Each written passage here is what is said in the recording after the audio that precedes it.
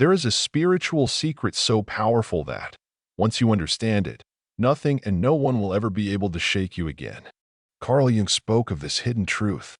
Have you ever felt like the world around you has too much control over your emotional state? Like a single word, a glance, or one unexpected situation can steal your peace and completely throw you off balance. The reality is that most people live stuck in a cycle of constant emotional reactivity, pulled around by feelings they don't know how to manage. But what if I told you there's something deeper, something ancient and transformational, that could set you free from that emotional prison?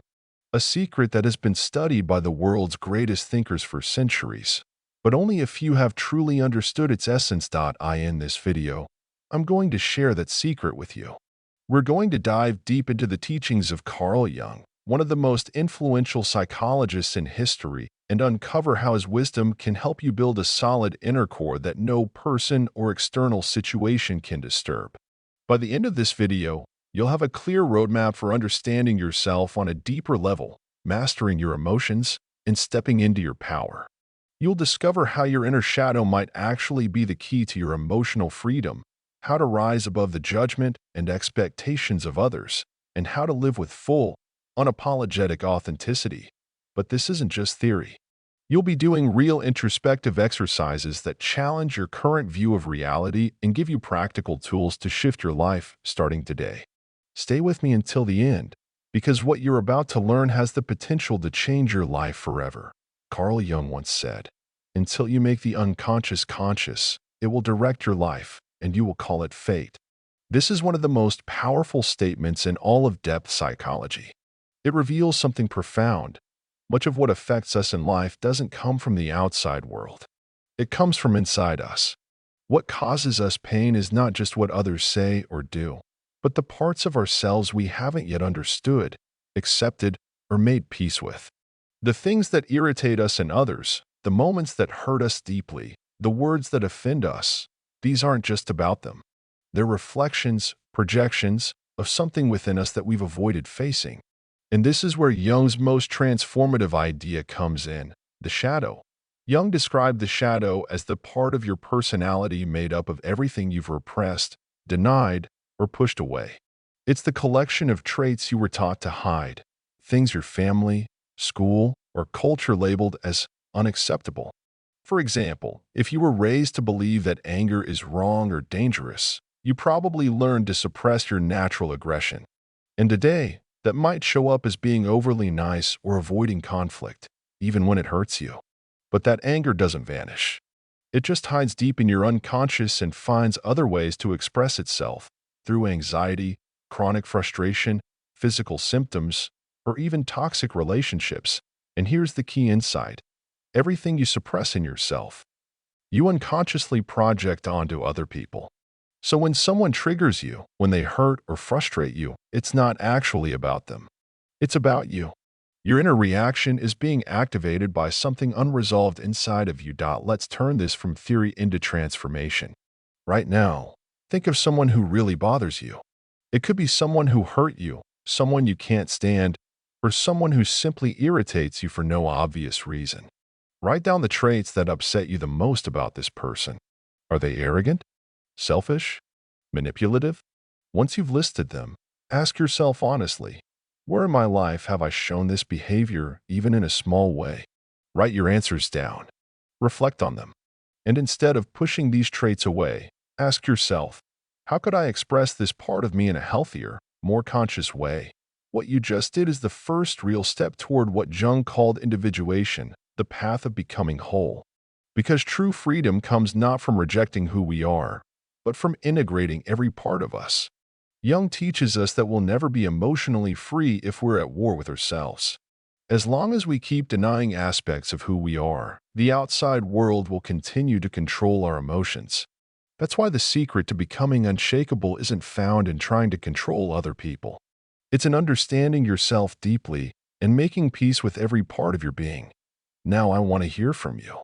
If this video made you reflect, leave a comment saying, "I embrace my shadow and take control of my destiny." Type it out, and then keep watching, because we're about to go even deeper. You see, Jung didn't stop at the shadow. He also taught that our purpose in life isn't just to accept our darkness, it's to discover who we truly are beneath all the masks we wear. He called this deeper truth the self, the true center of who you are. As long as we're stuck between two extremes, between the persona, the version of ourselves we show the world, and the shadow, the parts we try to hide it, we stay disconnected from our true self. But there's something else blocking us from reaching that authentic core, the ego. The ego is just the image we've built of ourselves. It's that inner voice that says, "This is who I am. This is what I deserve. This is my value." But in truth, the ego is a story, a mental construction based on old wounds, fears, and conditioning. Jung said something powerful: the bigger the ego, the more fragile the person becomes. You've seen it before. The people who are the most self-centered are often the most sensitive to criticism. Those who constantly seek attention or approval are usually the ones who suffer the most when they don't get it. The ego makes us vulnerable. It ties us to an image we feel we must constantly defend. And the moment someone challenges that image, we feel personally attacked. But here's the life-changing insight: if you can transcend your ego, no one and nothing can ever hurt you again. Let's test this in real life. Think of the last time you felt offended. Maybe someone criticized you, ignored you, dismissed you. Ask yourself, what part of my identity felt threatened? Was it my intelligence? My worth? My confidence? Now imagine that specific part of your identity just disappeared. Would you still be you? Or would it feel like you've lost yourself? Write down your honest answer. Now ask, if I truly had nothing to prove to anyone, what would change in my life? What you're doing here is stepping outside your ego and looking at it with clarity. And the moment you stop defending a false image of yourself, you dissolve the power others have over you. Jung also revealed something profound. People who trigger strong emotional reactions in us are often mirrors. They reflect parts of ourselves we haven't yet faced or accepted. This is what he called psychological projection. Let's say someone seems arrogant and it drives you crazy. That might be because, deep down, you've suppressed your own confidence. Or maybe, secretly, you wish you had more self-assurance yourself. What we reject in others is often a doorway to discovering something hidden in us. Think about it. How many times have you felt judgment or frustration towards someone doing something you secretly wish you had the courage to do? This is a huge step toward freedom. Every time someone sparks a strong emotional reaction in you, ask, what is this person showing me about myself? If you apply this principle consistently, you'll stop taking things personally and start using every emotional trigger as a tool for self-awareness. Although Jung eventually separated from Freud, they both agreed on one crucial idea. Much of our suffering comes from the subconscious. Freud spoke of the id, the primal, chaotic part of our psyche that stores our most suppressed desires. Jung added to this framework with his concept of the shadow and his understanding of how the ego shaped our conscious identity. When we combine their insights, a clear pattern emerges. The ego keeps us stuck in the image we project, the shadow holds everything we're afraid to face, and the id is where our deepest instincts and impulses live. The path to real freedom isn't about eliminating these parts. It's about bringing them into harmony. It's about finally stopping the war we've been fighting within ourselves. Let's go even deeper now. Close your eyes, take a deep breath, and ask yourself, if no one in the world could judge me, who would I be? Write down the very first thing that comes to your mind. Don't filter it. Just let it out. Now reflect. How much of this true version of myself am I actually showing to the world? This simple practice reveals how much of your life has been shaped by fear of judgment.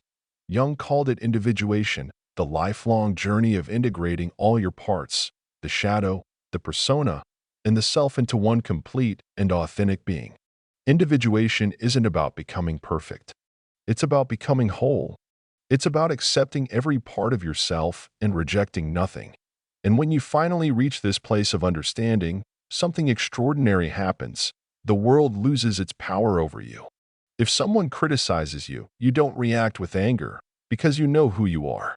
If someone tries to manipulate you, you don't fall into the trap because you no longer need their approval. If life hits you with a crisis, you face it with calm because you trust yourself. That is true inner peace. Now, I want to invite you to participate. If this message has made you reflect, write this sentence in the comments. Nothing external can steal my inner peace. Leave it below and stay with me, because what comes next is a powerful story, one that will show you how all of this becomes real in someone's life. Samuel had never really questioned who he was. He saw himself as a normal man, hardworking, responsible, someone who just did what needed to be done. But deep down, something always felt off. A quiet emptiness lingered beneath his surface, like he was acting out a role rather than living his life. Everything changed the day his world began to fall apart. IT started with his job.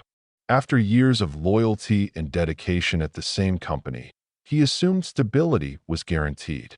But on a Friday afternoon, his boss called him in and with cold, bureaucratic distance, said his services were no longer needed. No explanation, no comfort, just a clinical dismissal. Samuel walked out of the building with a knot in his stomach. How could they discard him so easily? He had sacrificed his time, energy, and so much of himself for that company. And now he was being thrown away like he didn't matter. As he walked to his car, he checked his phone. Dozens of messages from his girlfriend, but none brought comfort. The last one hit him the hardest. I don't know how to say this, but I need some space. I don't think you've ever been truly honest with me or with yourself. The air left his lungs. It couldn't be a coincidence, not all on the same day. His mind scrambled to find someone to blame. His boss was heartless, his girlfriend ungrateful, the world unfair. But as he drove home, something inside him went completely quiet. No rage, no panic, just a strange, heavy silence. That night, unable to sleep, he wandered aimlessly through the city until he found himself standing in front of an old, dusty bookstore. Something about it felt different, as if it had been waiting for him. Without thinking, he stepped inside, walking between shelves until a particular book caught his eye, Man and His Symbols by Carl Jung. He'd never heard of Jung before, but as he flipped through the first few pages, a single quote struck him like lightning. Until you make the unconscious conscious, it will direct your life, and you will call it fate. Samuel slammed the book shut, shivers running down his spine. What if this wasn't just bad luck? What if he wasn't just a victim? What if something within him had led him here? He bought the book and drove home, feeling like he was on the edge of some invisible discovery. That night, he read the entire book. Jung spoke of the shadow, that hidden side of our personality where we store everything we suppress: fear, insecurity, forbidden desires. As Samuel read, it all began to make sense. He had always felt disgusted by arrogant people, those who seemed overly confident or bold. But Jung offered a confronting idea. The things that bother us most in others are often reflections of what we repress in ourselves. The thought hit him hard. Could it be that his hatred of arrogance was actually a mirror of his own hidden insecurities? Determined to test the theory, he grabbed a notebook and began writing. He made a list of people who had irritated him throughout his life and described exactly what had bothered him about each one. Arrogant, dishonest, fake, cold. Then he paused and closed his eyes. What if those traits weren't just out there? What if he carried them too? What if, deep down, he had always wanted to be more confident, more independent, more assertive, but had been taught that it was wrong to be that way? Suddenly, everything clicked. His girlfriend had been right. He had never been honest with himself. That night, he had a strange dream. He was in a dark room, staring at a figure that looked exactly like him. The figure said nothing. It just stared back in silence. When he woke up, the image was still vivid. It wasn't just a dream. He could feel it. That figure knew him better than he knew himself. The next morning, with tension still in his body, he tried to shake the uneasiness that clung to him. He glanced at the notebook, his own handwriting staring back at him like a confession. He realized something. He had spent his whole life avoiding his own reflection. He had tried to be the perfect son, the reliable friend, the model employee. Every time he felt anger, jealousy, or resentment, he pushed it down and told himself, I'm not that kind of person. But now he understood what Jung had meant. What doesn't become conscious eventually shows up in our lives as fate. Samuel had always felt like life was against him, like he was the victim of bad luck. But what if everything that had happened to him was actually the result of his own denial? He sighed and opened the notebook to a blank page. At the top, he wrote a question: what am I most afraid to admit about myself? Without overthinking, he let his hand move across the page. I'm afraid of being rejected. I'm afraid of being seen as weak. I'm afraid of not being enough. When he finished writing, he stared at the words, feeling their weight. It was the first time in his life he had admitted those things out loud, even to himself. And strangely, he felt calm. Not happy, not sad, just still, like he had finally stopped running from himself. Later that afternoon, as he walked through the city, he remembered another line from Jung's book. What you resist persists. All his life, he had resisted his fears, his insecurities, his anger. But now, having written them down and looked at them honestly, he felt something shift, like he had taken back control. When he got home, he made a decision. He stood in front of the mirror and spoke each of those fears out loud. I'm afraid of being rejected. I'm afraid of being seen as weak. I'm afraid of not being enough. Each sentence felt like a punch to the gut, but also like a release. As he said the words, the image from his dream returned, that figure in the darkness. But this time, it didn't feel threatening. It felt familiar, like a part of him that had been waiting patiently. That night, the dream came back. Same room, same figure. But now, the figure spoke in his exact voice. Now you see me. Samuel shivered, but not with fear. He woke up feeling like he had crossed some invisible threshold in his mind. Something inside him had shifted permanently. He was no longer the same man who, just days ago, lived on excuses and blame. Now he understood something crucial. The shadow wasn't his enemy. It was his ally. He spent the morning reviewing the notes in his journal. Each sentence he had written now felt like a truth he could no longer ignore. There was no turning back. He had opened a door within himself, and now he had to walk all the way through it. He looked in the mirror and remembered the dream. That figure in the dark room no longer scared him. In fact, for the first time, he felt curious about it. Instead of pushing away his emotions, he wanted to face them. He sat at his desk and began writing a letter, not to anyone in particular, but to his shadow. Dear Shadow, he wrote, I know you've been here all along. I know you've been trying to tell me something, and I refuse to listen. But now I'm ready. Speak to me. He put the pen down. Part of him felt ridiculous. Who was he expecting to answer? Then, almost without thinking, he picked up the pen again and started writing once more. When Samuel reached this point, something extraordinary happened. The world lost its power over him. If someone criticized him, he no longer reacted with anger because he knew exactly who he was. If someone tried to manipulate him, he didn't fall for it because he no longer needed their validation. When life threw a crisis his way, he faced it calmly, trusting himself. This is true peace of mind. Now, I want you to engage with this video. If it made you reflect, write in the comments. Nothing external can steal my inner peace. Share it below and get ready, because next, we're diving into a powerful story that shows how these teachings come alive in real life. Samuel never questioned his identity before. He saw himself as a normal man, hardworking, responsible, someone who just did what needed to be done.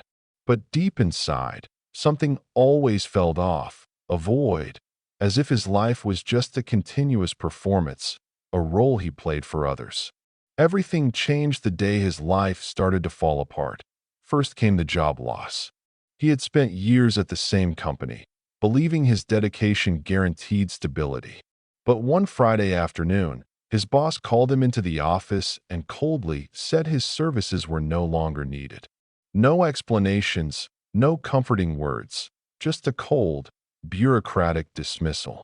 Samuel left the building with a knot in his stomach. How could they discard him so easily? He had sacrificed so much time and energy, and now he was treated like worthless. On the way to his car, he checked his phone.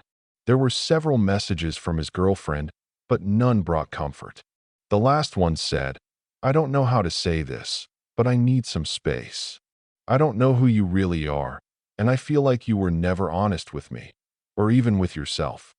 Samuel felt the air leave his lungs. It couldn't be a coincidence, not on the same day. His mind tried to find someone to blame. The boss was an idiot, the girlfriend ungrateful, the world unfair. But as he drove home, something inside went strangely quiet. No anger, no despair, just a deep silence he couldn't explain. That night, unable to sleep, he wandered out for a walk with no destination. His steps took him to a small used bookstore, a place that felt mysterious, almost like it was waiting for him. He walked in without thinking much and browsed the shelves until a book caught his eye, Man and His Symbols by Jung. He'd never heard of Jung, but as he flipped through the pages, something in the words hit him hard. Until the unconscious becomes conscious, the subconscious will direct your life, and you will call it fate. Samuel closed the book, a chill running down his spine. What if everything happening wasn't just bad luck? What if, instead of being a victim, there was something inside him that led him to that moment? He bought the book and went home, feeling like he was about to discover something important that he spent the whole night reading.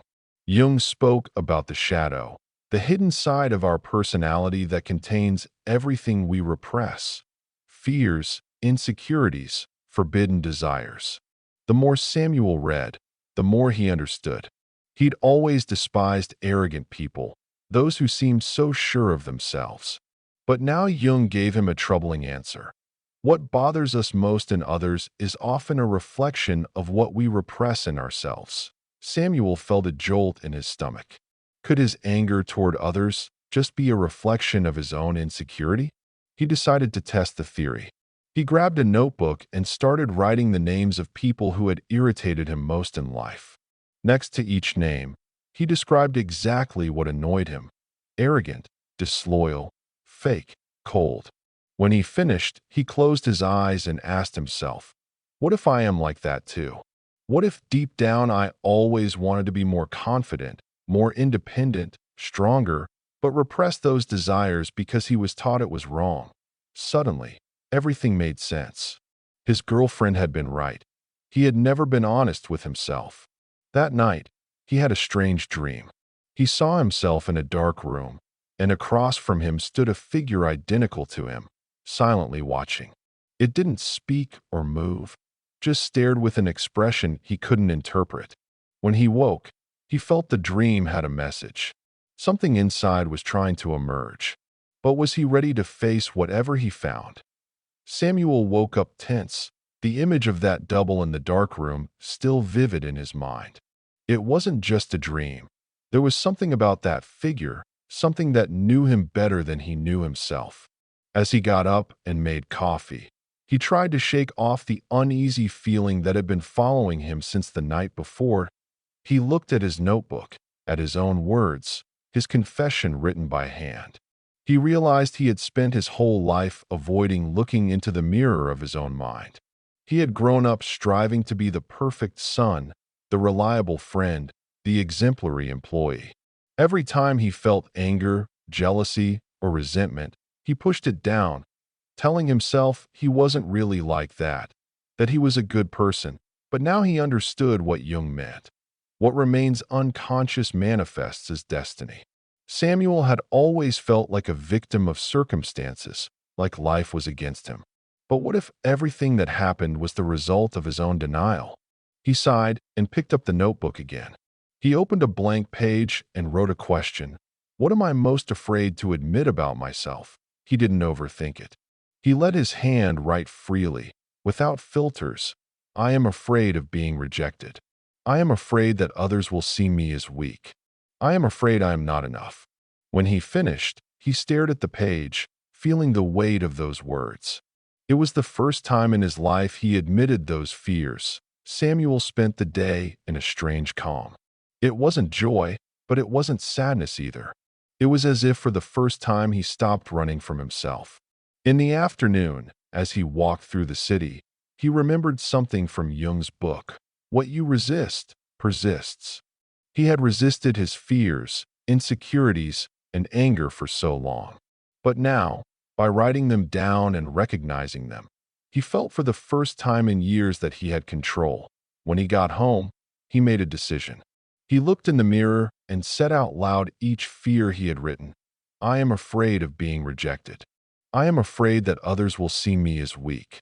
I am afraid I am not enough. Each phrase hit him like a punch, but also freed him. In that moment, a feeling washed over him. The figure from his dream appeared in his mind again, but this time he didn't see it as a threat. It was himself, his shadow, the part of him he had ignored for so long. That night, the dream returned. He was in the same dark room, but now the figure didn't just look at him. It spoke with his own voice. Now you see me. Samuel shivered, but not with fear. He woke up knowing he had crossed an invisible door in his mind. Something inside him had changed forever. The next morning, instead of checking his phone or distracting himself, he went for a walk with no destination. As he walked, he remembered another lesson from Jung. No one lights up by imagining figures of light, but by making the darkness conscious. His shadow had always been there. Now it was time to get to know it better. He decided to do a new exercise. He wrote in his notebook, Dear Shadow, what have you been trying to tell me all this time? Then he began to write whatever came to mind, as if letting that part of him speak. I've always been here, waiting for you to see me. I am not your enemy. I just want you to accept me. I made you react with anger to get your attention. I influenced your decisions so you would listen. Samuel shivered reading what he wrote. For the first time, he understood his shadow wasn't a monster. It wasn't something to destroy. It was a part of him that just wanted to be seen. He took a deep breath. For the first time in his life, he was no longer running from himself. And that was the start of his true transformation. Samuel woke up with a strange feeling, like something inside him had changed forever. He was no longer the same man who, days ago, lived blaming others and making excuses. Now, he understood something fundamental. His shadow was not his enemy, but his ally. That he spent the morning reviewing the notes in his notebook. Every sentence he wrote felt like an undeniable truth. There was no turning back. He had opened a door inside himself, and now he needed to cross it fully. He looked at his reflection in the mirror and remembered the dream from the night before. That figure watching him in the dark was no longer something to fear. For the first time, he felt curiosity, determined to do something different. Instead of ignoring his emotions, he wanted to face them. He sat at his desk and began writing a letter, not to a real person, but to his shadow. Dear Shadow, he wrote, I know you've been here all along. I know you've tried to tell me something, and I refuse to listen. But now, I'm ready. Speak to me. He put down the pen and waited. Part of him felt ridiculous. What was he expecting? Then, almost without thinking, he picked the pen back up and started writing again. But that reaction would have just been the shadow acting again. Instead, he chose calm. He didn't let his ego take control. He replied in a neutral, straightforward way. This moment is crucial in any healing process. The real test isn't what we understand with our minds, but how we respond to situations that used to shake us to the core. When Samuel faced his former boss without bitterness, without needing recognition or revenge, he proved something few ever achieve: emotional freedom. The final step in integrating the shadow is compassion, and this is the most beautiful part of Samuel's story. Instead of hatred or resentment, he felt compassion. Jung understood this deeply. When we accept our own shadow, we stop projecting it onto others. Before, Samuel saw his boss as an enemy, as someone who despised him. But after his transformation, he saw something else: a man trapped in his own fears and struggles. Realizing that everyone battles their own shadows, traumas, and insecurities is one of the keys to true inner peace. When we see others this way, we stop taking things personally, and in that moment, we become freed. Samuel's story shows us that true change doesn't come from fighting or resisting, but from understanding. It teaches us that peace of mind isn't about having no problems, but about facing them without fear. It reminds us that we can't run from our shadow forever. Sooner or later, it will catch up. But if we have the courage to face and accept it, we discover it was never our enemy. In the next part, we'll explore concrete techniques to apply these lessons in real life and achieve genuine personal transformation. So far, we've looked at how Samuel's journey mirrors the shadow integration process and how it brought him real emotional freedom. Now, let's dive deeper into how you can apply these concepts in your own life and the practical tools you can use to experience the same psychological growth Samuel did. First, making the shadow conscious is vital. Carl Jung insisted that much of human suffering comes from the unconscious, the parts of ourselves we don't see that secretly control us. Samuel experienced this firsthand. He believed others despised him, that the world was against him. But in truth, he had repressed parts of his own being. When we bring our shadow into awareness, we realize many of our emotional reactions come from hidden parts of our psyche. One powerful exercise is this. Identify a person who triggers a strong emotional reaction in you. Anger, envy, frustration, anything. Write down exactly what bothers you about them. Then ask yourself the key question: could this have something to do with me? This helps us see that often what we reject in others is just a reflection of what we haven't accepted in ourselves. Second, it's crucial to accept emotions without judgment. One of our biggest mistakes is trying to suppress feelings. From childhood, we're taught certain emotions are bad and should be avoided. But Jung taught that every emotion has a purpose. Anger, fear, sadness, they're not enemies, but messages from our psyche. Samuel discovered this when he wrote down his fears and spoke them aloud instead of running away. To apply this, whenever you feel a negative emotion, don't push it down. Ask yourself, why am I feeling this? What part of me is showing up? Write it down honestly. Seeing emotions on paper helps us process them objectively, stopping them from controlling us unconsciously. Third, detach from the ego to find peace. The ego is the image we have of ourselves. But as Samuel's story shows, this image can be a limiting illusion. The ego tells us, I'm a good, strong, smart person. But when life challenges us, we feel these labels are under threat. That's why when someone ignores or criticizes us, the ego feels attacked. The secret to not being shaken by the outside world is learning to step back from the ego. A helpful exercise: think of a recent time you felt offended. Ask yourself, which part of my ego felt threatened? Now imagine that part disappearing. Who would you be without it? When we see we aren't our labels, we can release the emotions that once controlled us. Fourth, learn how to face the world without unnecessary emotional reactions. Samuel's biggest test was when he dealt with his former boss. Before his transformation, he would have responded with anger or resentment. But after integrating his shadow, he met the situation with neutrality. Learning not to react impulsively is one of the most important skills for peace of mind. To develop this, practice pausing before responding to difficult situations. Ask yourself, am I reacting from ego or from awareness? Watch your emotions without jumping into action. This habit completely changes how we relate to the world, giving us control over our feelings instead of being controlled by them. Fifth, compassion naturally arises when we integrate the shadow. One of the most profound moments in Samuel's journey was feeling compassion instead of anger. Compassion is not weakness.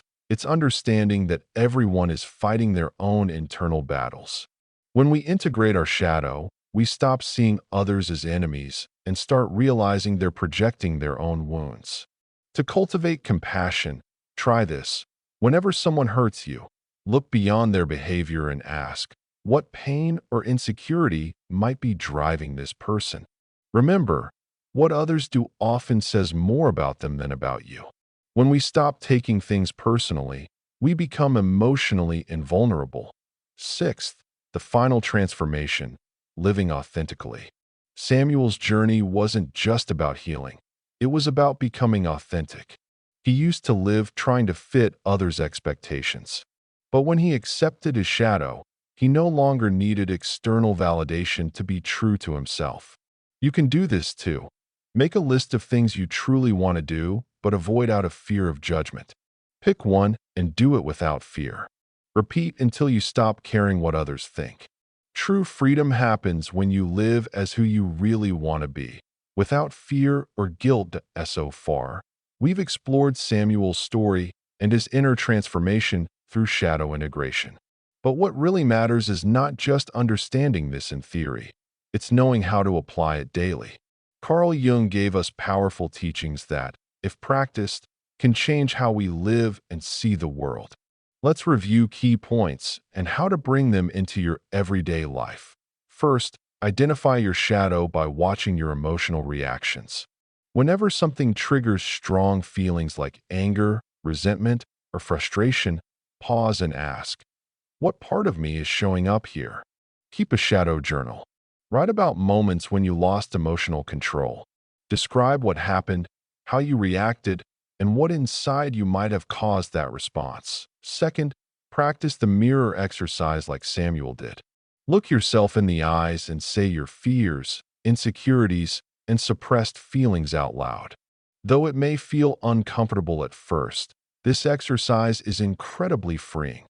Third, learn to pause before reacting.